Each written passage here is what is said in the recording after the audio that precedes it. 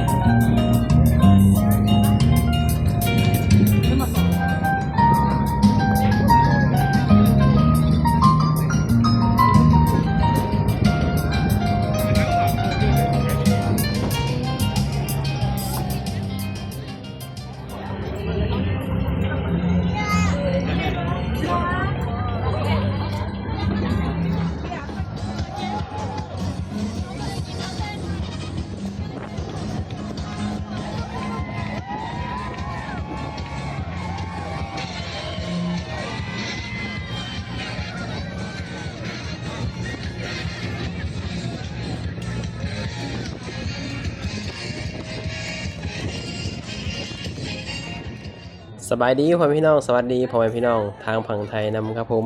นี่บรรยากาศวันนี้พี่น้องกำลังแบบว่าเตรียมมาแบบว่าสีลงเรือเนาะมีแต่ชาวต่างชาติเต็มอยู่พี่น้องโอ้บอกเลยว่าคนต่างประเทศมาเที่ยวประเทศไทยหลายแห่งพี่น้องมึงโอ้คนเต็มเลยพี่น้องเนาะปะบ้านนี้ได้เวลา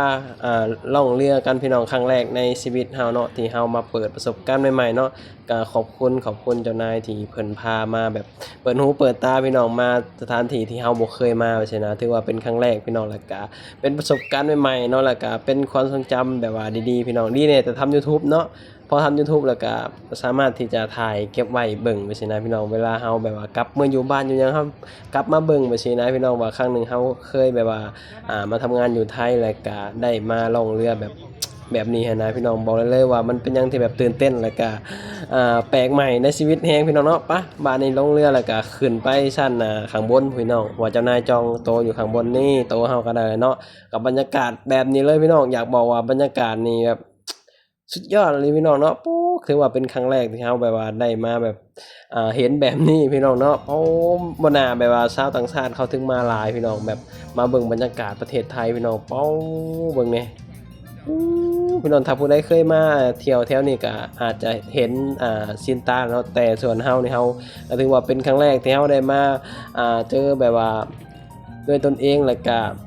อยากบอกว่างามแฮงพี่น้องเนาะอันนี้คือบรรยากาศเขาเจ้ารอคิวเอาอาหารพี่น้องเนาะนี่รอคิวตักอาหารเฮาก็สิได้ไป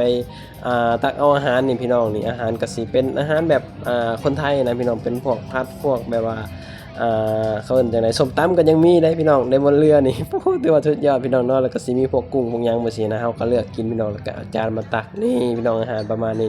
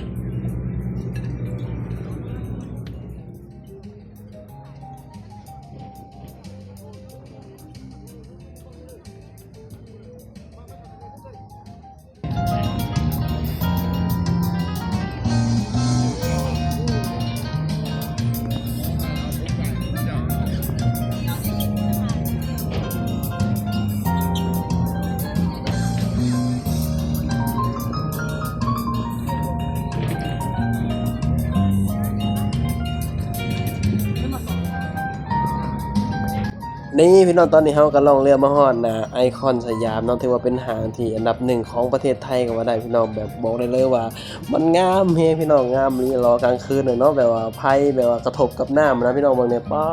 ยหอยแม่ข่อยแม่งามอีหลีได้พี่น้องบ่แม่นว่าเฮาอวยบ่แม่นว่าเฮาเอาเกินความเป็นจริงเนาะอันนี้คือความเป็นจริงอยากบอกว่ามันงามอีหลีพี่น้องบ่ฮู้ว่าสิอธิบายจังได๋ให้เบิ่งภาพบรรยากาศนำกัน น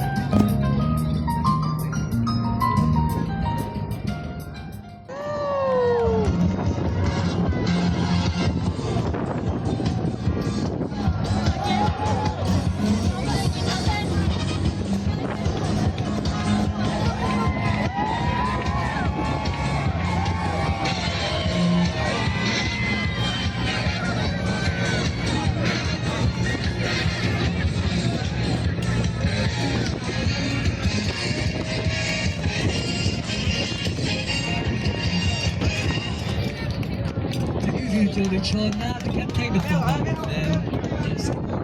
shy.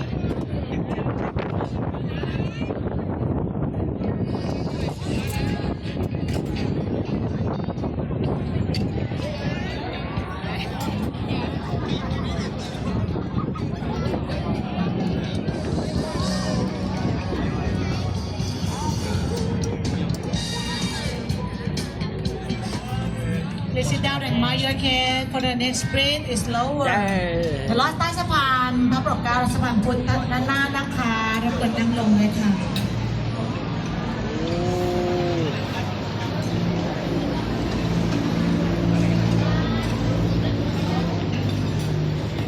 Please sit down and mind your head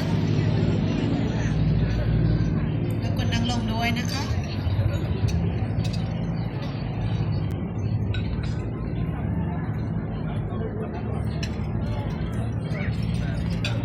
Watch out, English, please tie your head.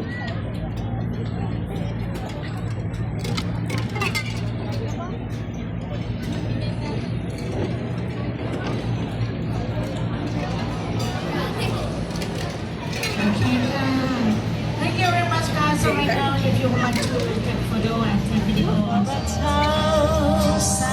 wings, I love you for a thousand more. Ladies and gentlemen, on the left side of the board, this is Kalayanamit Temple. Stand still, no need for one change. I will be there. I will not let anything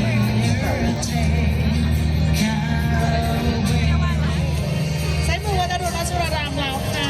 ปฏิสถานหลวงพ่อทุ่งอรุณนะคะไหว้พระขอพรถ่ายรูปสวยๆอยู่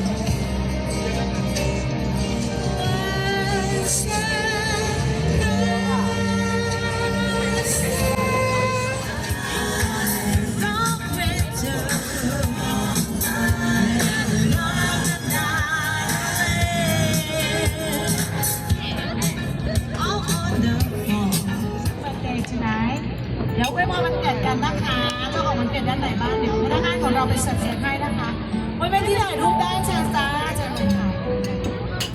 Alright, let's sing together แรงนะคะ All the best to you Happy birthday everyone มีความสุขมากๆค่ะช่วงนี้เรามาถึงสะพานพระปิ่นเกล้าแล้วเดี๋ยวเราจะต่อด้วยเชิญถ่ายรูปบนเวทีได้เลยนะคะ Let's take photo on stage come on let's take a photo And also we have special presents and more space and this is a song from special couple tonight.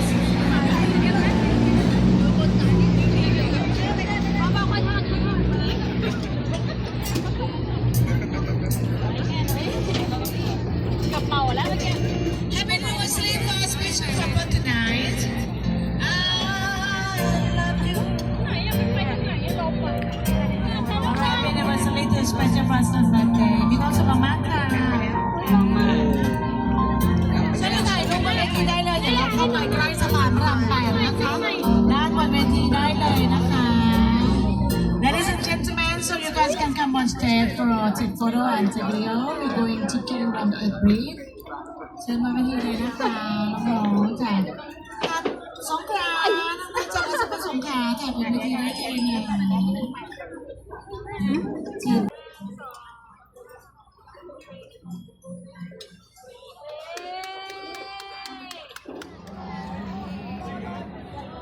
พอเรือล่องมาฮอดนี่ก็สิได้กลับเรือพี่น้องแล้วก็สิได้แบบว่าวนกลับได้บัดนี้เนาะไต่ท้องสะพานนี่แหละพี่น้องสะพานนี่ใหญ่พี่น้องใหญ่แล้วก็สูงแฮงเนาะโอ้เบิ่งไงพี่น้องเอ้ยเนาะเกิดมาก็เพิ่งเคยเห็นถือว่าเป็นครั้งแรกเนาะที่ได้เห็นมาเห็นกับตาพี่น้องนี่โอ้สะพานพี่น้องปุ๊ข้างบนน่ะสูงปุ๊ป๊าโตสูงหักสูงแน่พี่น้องปุ๊สูงกะลอสูงกะเลียพี่น้องเอ้ยงามเลยกลางคืนบอกเลยว่างามเฮงเลยพี่น้องงามคักงามแน่เนาะป้ายบ้านนี่วนกลับเจ้าก็สิพาวนกลับไปลงบ่อนเก่าที่เฮาขึ้นมาแหละพี่น้องเนาะประมาณนี้พี่น้องนี่ตอนนี้เฮาก็ตัดภาพมาฮอดที่เฮาแบบขึ้นเรือครั้งแรกนะแล้วก็สิได้แบบว่าลงในบ่อนนี้แหละพี่น้องแล้วก็สิพากันกลับเนาะตอนนี้ก็เวลาผ่านไปก็ 4 ทุ่มกว่าๆแล้วพี่น้องเนาะเพราะว่าขึ้นเรือประมาณ2 ทุ่มพี่น้องเนาะโอ้นี่ประมาณนี้แหละพี่น้องตอนนี้ก็เรือก็เทียบท่าเป็นที่เรียบร้อยเนาะแล้วเฮาก็สิได้พากันแบบว่าลงในบ้านนี่พี่น้องนี่